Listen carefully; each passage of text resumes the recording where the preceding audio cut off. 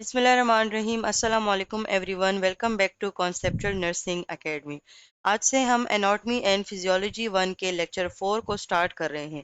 इस लेक्चर में हम सेल्स, टिश्यूज एंड मेम्ब्रेन्स के टॉपिक को स्टडी करेंगे, लेकिन आज के स्पेसिफिक टॉपिक में हम सिर्फ सेल्स पर ही फोकस करेंगे। So let's begin with the basic unit of life, the cell.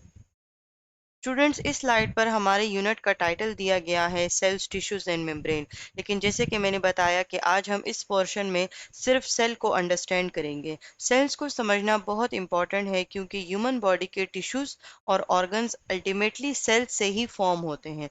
अगर सेल का बेसिक स्ट्रक्चर और फंक्शन क्लियर हो जाए तो आगे एनाटॉमी एंड फिजियोलॉजी के बहुत से कॉन्सेप्ट्स ऑटोमेटिकली ईजी हो जाते हैं।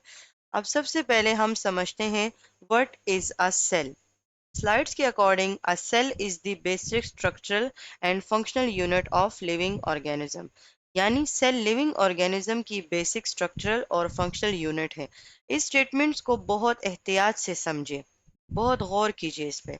स्ट्रक्चर यूनिट का मतलब है कि लिविंग बॉडी के स्ट्रक्चर्स जो जितने भी हैं वो सेल्स से मिलकर बनते हैं, और फंक्शनल यूनिट का मतलब है कि लाइफ के डिफरेंट फंक्शंस सेल्स ही परफॉर्म करते हैं। सेल्स वो स्मॉलेस्ट स्ट्रक्चर्स हैं जो लाइफ को मेंटेन और रिप्रोड्यूस करने की कैपेबिलिटी रखते हैं। Living organism single cell plant से लेकर मल्टी बिलियन सेल्ड एनिमल्स तक सेल्स से ही कंपोज्ड होते हैं।